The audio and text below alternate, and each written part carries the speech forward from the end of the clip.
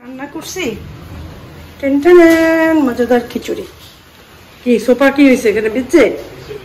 কি আমাদের অবস্থা দেখাই। আসসালামু আলাইকুম, কেমন আছেন সবাই? আশা করছি ভালো আছেন। আলহামদুলিল্লাহ আমরাও ভালো আছি। তবে আজকের ভিডিওটা আমার অনেক কষ্টের ভিডিও। আমি অনেক কষ্ট করে আজকে ভিডিওটা করেছি। আমরা যে পরিস্থিতিতে ছিলাম আসলে ভিডিও করে ওভাবে দেখানো সম্ভব না, এটা যে কত খারাপ পরিস্থিতিতে ছিলাম, কিন্তু আমি তারপর আপনাদের সাথে শেয়ার করব সারা দিন রাত্র পর্যন্ত যা যা ঘটেছে সেগুলো। এখন একদম চলছে আমাদের কি বলে ঝড়ের যে সেটা চলছে। ঝড় আমাদের থেকে অনেক দূর থেকে ঝড়টা যাচ্ছে, এই রামেলটা অনেক দূর থেকে যাচ্ছে, কিন্তু তারপরও তার যে একটা কি বলে বাতাসের যে একটা চাপ, সেটা আমাদের বরিশালে এমনভাবে পড়েছে যে সমস্ত কানেকশন ডিসকানেক্ট ছিল। যেমন কোনো ইন্টারনেট ছিল না, কোথাও কোনো মোবাইল নেটওয়ার্ক ছিল না, এবং আজকে এই পর্যন্ত অনেক ঘন্টা হয়েছে যাদের মোবাইলে চার্জ আছে তারাও কারোর সাথে যোগাযোগ করতে পারছে না, কারণ হচ্ছে কোনো নেটওয়ার্ক নেই। আর এটা দেখানো এক জিনিস আর চোখের সামনে দেখা আর এক জিনিস। কি পরিমাণ ভয়ঙ্কর সাউন্ড হচ্ছিল বাতাসের, সেটা কি বলবো আর। তো যাই হোক, আমার এই ব্যালকনিটা সবসময় সেফ থাকে, এটা উত্তরমুখী, উত্তর মুখ থেকে কখনোই বেশি একটা বাতাস আসে না। আর আশফাক ড্রয়িং রুম এগুলো হচ্ছে দক্ষিণমুখী, ওদিকে কিন্তু খুব বাতাস আসে।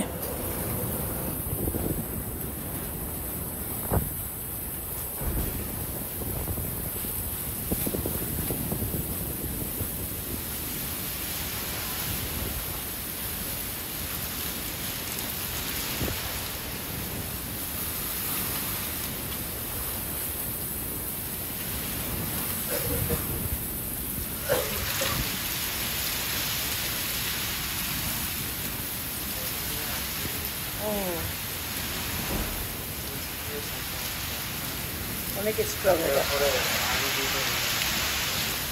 পরিস্থিতিটা দেখাইতে পারতেছি না, কত খারাপ পরিস্থিতি চালা লাগছে, দেখতে পাই।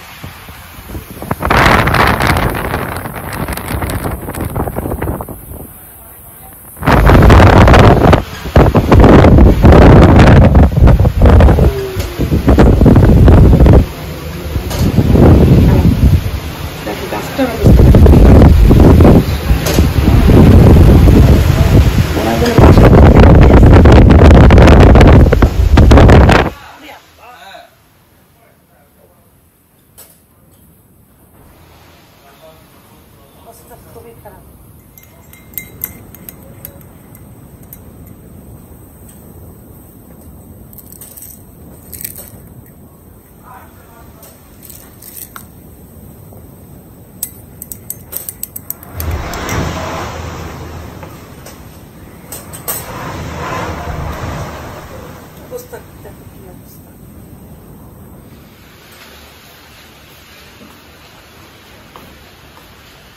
কি সোফা কি হয়েছে এখানে বিচ্ছে?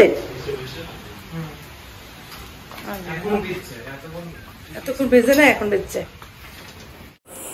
এই বসার রুমের এখানে যে জানালার যে ওই সাইড থেকে বৃষ্টি পড়ে, সেই বৃষ্টি কিভাবে জানি নিচ থেকে এইগুলো ভেদ করে তারপরে ভেতরের দিকে চলে আসছে। আশ্চর্য জিনিস।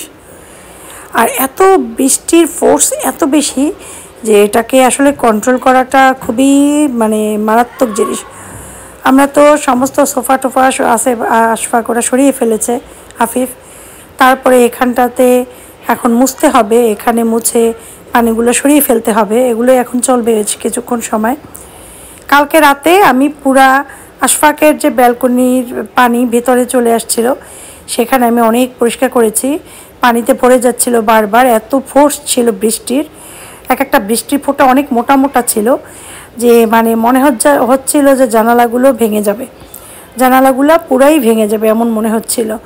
যাই হোক, দুপুরে খাওয়া দাওয়া বলতে তেমন কিছুই না, খিচুড়ি বসিয়েছে চাল ডাল মিলিয়ে, আর হচ্ছে ডিম। ইলেকট্রিসিটি নেই, যার জন্য রান্না বান্নার ঝামেলা করাও যাবে না। পানি যেটা ট্যাঙ্কিতে আছে ওটা তো আমরা এখন ইউজ করছি, যে কোনো সময় পানিও চলে যেতে পারে, তখন দেখা যাবে পানি উঠানোটা আবার ডিফিকাল্ট হয়ে যাবে, কারণ নতুন বিল্ডিং তো এখন পর্যন্ত জেনারেটরের সাথে ইয়ার লাইনটা দেয়নি, কি জানি বলে মোটরের লাইন, আমরা যতদূর জানি। যাই হোক, দরকার হলে অবশ্যই লোক এনে দিবে, সেটা পরের কথা। এখন এত ঝড়ো হওয়ার ভিতরে তো আর কোনো ব্যবস্থা করা সম্ভব হবে না। আর উপর থেকে ওভাবে বোঝাও যাচ্ছে না যে কি পরিমাণ সাউন্ড হচ্ছে, আর গাছগুলো মনে হয় যেন পড়েই যাবে, এত সাউন্ড, মারাত্মক সাউন্ড আর মারাত্মক অনুভূতি। এই অনুভূতি কারোর সাথে আসলে বুঝিয়ে শেয়ার করা যাবে না, বরিশাল বাসীরাই শুধুমাত্র দেখেছে এই পরিস্থিতি।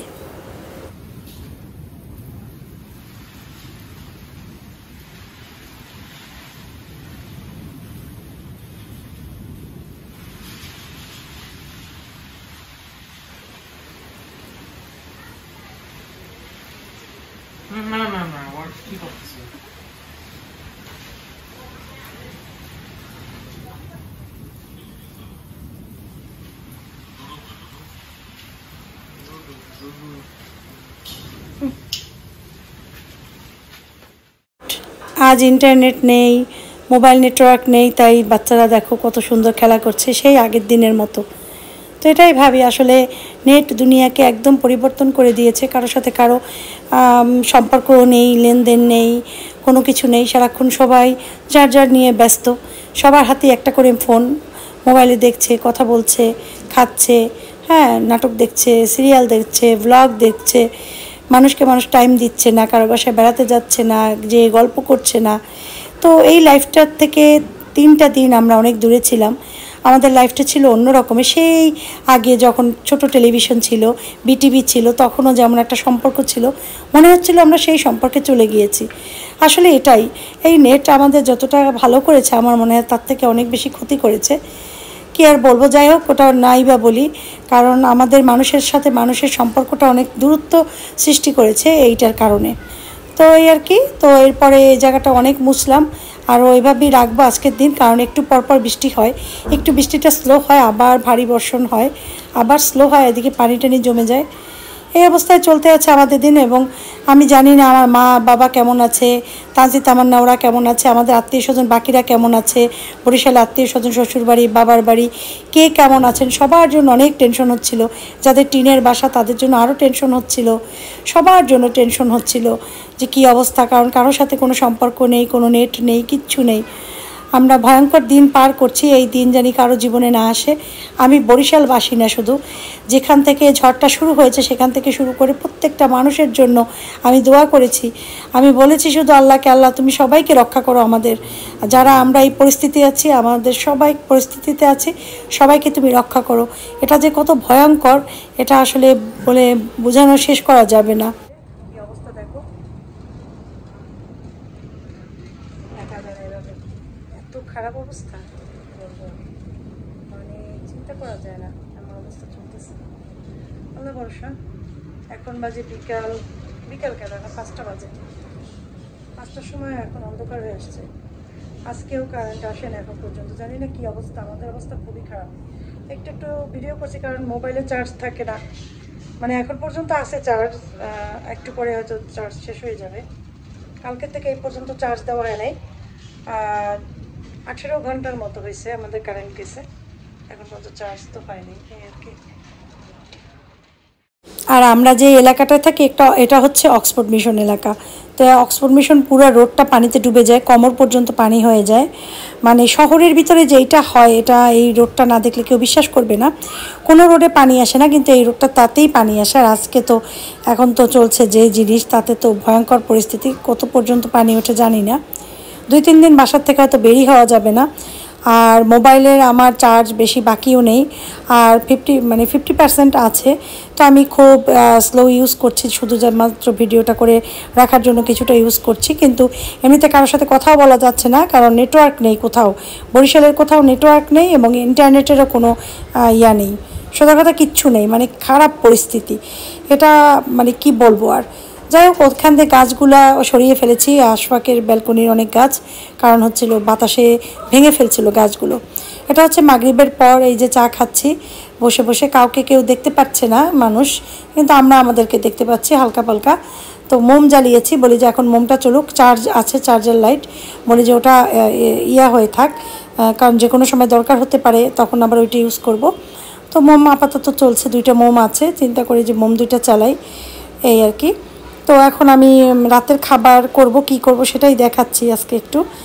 আমি রাতের জন্য আজকে করেছি হচ্ছে, এখানে ময়দা মেখে এই যে ডো করে রেখেছি, পরোটা বানাবো।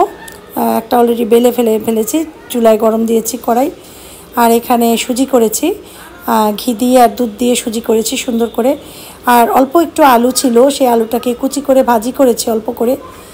এই যে অল্প একটু না, আলু অনেকই ছিল, কারণ গতকালকে আলু তো আনিয়েছিলাম আমি অনেক, কিন্তু অল্প একটু ভাজি করেছি, যেটুকু আমরা রাতে খাবো ঠিক ততটুকু। আর কোটাটা মুশকিল ছিল অন্ধকারের ভিতরে।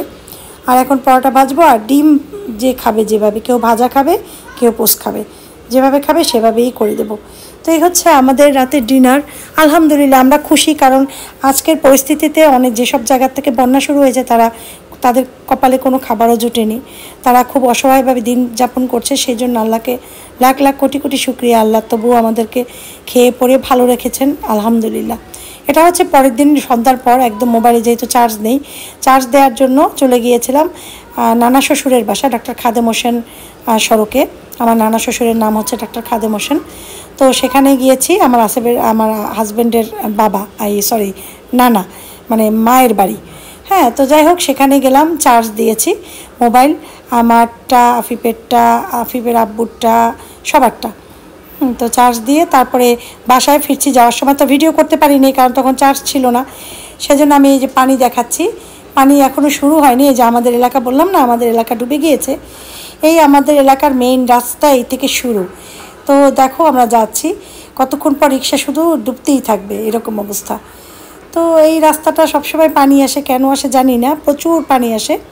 এখানে আমার কিন্তু চাচাতো ভাইয়ের মেয়েরও বাড়ি এই পাশেই। তো যাই হোক এই আর কি। এখন আমরা যাব, খুব আস্তে আস্তে করে যাচ্ছি, কারণ হচ্ছে প্রচুর পানি। ওই যে সামনে উঁচা বিল্ডিংটা দেখা যায় না, ওইটা হচ্ছে আমার ভাইয়ের মেয়ের বাড়ি। যাই হোক, ওদের বাড়ির সামনে একদম নিচে পানি চলে আসে অনেক। আর এরপরে আমরা রোড ক্রস করে যাব অক্সফোর্ড মিশন রোডের ভিতরে। কী যে অবস্থা দেখাচ্ছে একটুখানি হালকা ফুলকা, মানে কি বলবো, আর ভাষা নেই বলার। আর আমাদের এলাকায় কারেন্ট আসেনি, আমার নানা শ্বশুরের ওখানে কারেন্ট এসেছে, সেটা যতক্ষণ বলবো ভুলেই গিয়েছিলাম। ওদের দেখেছি, আমাদের বাসা থেকে দেখা গিয়েছে যে বাংলা বাজারের ওদিকটা আলো জ্বলছে, তখন বুঝছি যে ওখানটা কারেন্ট চলে এসেছে, ওই সারছে। সমস্ত লাইন ডিসকানেক্ট হয়ে গিয়েছিল, সেখানে এখন পর্যবেক্ষণ করছে কোনোটা তার ছিঁড়ে গেছে কিনা, কোনো সমস্যা আছে কিনা, দেখে এক এক জায়গায় লাইন দিচ্ছে। তো এখানে কিছু জায়গায় লাইন এসেছে, আমরা তো খুব তখন খুশি ছিলাম, মনে করেছি আমাদের বাসার লাইনও হয়তো চলে এসেছে। কিন্তু কিছু দূর আগানোর পর মনে হচ্ছিল যে না, আমাদের বাসার লাইন আসেনি, কিছু লাইন দিয়েছে, কিছু লাইন বন্ধ। তো বলি যে আজকেও রাতে থাকতে হবে সেই অন্ধকারের ভিতরে, কিভাবে থাকবো জানি না। যাই হোক, সেজন্য এখন যাচ্ছি বাসার দিকে, যেয়ে দেখি আমাদের বাসায় কি অবস্থা। এখন আসেফ বাসায় আছে, আসেফকে রেখে এসেছিলাম। আর আমরা যেহেতু রিক্সা নিয়েছি, অটো এখন পাওয়া যায় না, কিচ্ছু পাওয়া যায় না। দেখো রিক্সাও এখানে আসতে চাচ্ছিল না, অনেক ভাড়া ডাবল বেশি দিয়েছি, তারপর রিক্সাওয়ালা এলো এখানে, এই অবস্থা। তো এরপরে খাওয়া দাওয়া করে আমরা কিন্তু এখন শুয়ে আছি। আমরা শুয়ে আমাদের যে ইয়াটা আছে না, আশফাকের রুম, তো ওখানে 3টা বেড করেছি ম্যাট্রেস দিয়ে। তারপর আমরা সবাই ওখানে শুয়ে পড়েছি, কারণ ওখানে প্রচুর বাতাস। কিন্তু এই শুয়ে থাকতে পরবর্তীতে আমি আর ভিডিও করতে পারিনি। হঠাৎ করে রাত্র 1টার সময় আমাদের ইলেকট্রিসিটি চলে এসেছে। তো আজকে হচ্ছে 3 দিনে আজকে ইলেকট্রিসিটি আমাদের চলে এসেছে, এই জন্য আমরা তো মহা খুশি। যাই হোক, আল্লাহ ভরসা, আমরা সেটাই বলছি আল্লাহর কাছে যে আল্লাহ তোমার কাছে লাখ লাখ শুক্রিয়া। আর না আসলেও সমস্যা ছিল না, রাতটা ছিল খুবই সুন্দর, কারণ দক্ষিণ দিক থেকে এত বাতাস আসছে যে পাগল হয়ে যাচ্ছে বাতাসে। কিন্তু ইলেকট্রিসিটি যেহেতু চলে এসেছে, এখন রুমেই চলে যাব, কারণ এখানে সব কিছু খোলা রেখে ঘুমালে সকাল 5টার সময় ঘুম ভেঙে যাবে, কারণ আলো পড়বে চোখের উপরে। সেই জন্য যার রুমে যেয়ে এখন ঘুমাবো। ঠিক আছে, আজকের মতো বিদায় নিচ্ছি, মা আসসালামা।